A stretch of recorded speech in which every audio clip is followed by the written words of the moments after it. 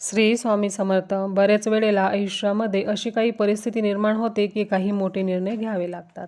निर्णय घेताना मनाचा गोंधळ होतो. निर्णय चुकला तर नुकसान होईल का, फायदा होईल का, अशा शंका मनामध्ये उपस्थित होतात.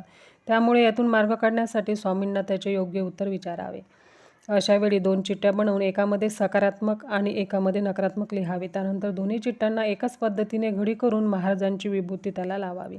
महाराजांच्या चरणी लावून महाराजांसमोर त्या चिठ्ठ्या ठेवाव्यात. एक माळ श्री स्वामी समर्थ मंत्राचा जप करावा आणि त्यानंतर महाराजांना मुजरा करावा. आपल्या प्रश्नांमधून महाराजांनी मार्ग काढून द्यावा अशी महाराजांना विनंती करावी. घरातील लहान मुलांकडून किंवा दुसऱ्या एखाद्या व्यक्तीकडून एक चिठ्ठी उचलून घ्यावी. त्या चिठ्ठीमध्ये जे काही उत्तर असेल तीच महाराजांची आज्ञा आहे हे समजावे. महाराजांवर संपूर्ण विश्वास असेल तरच ही कृती करावी.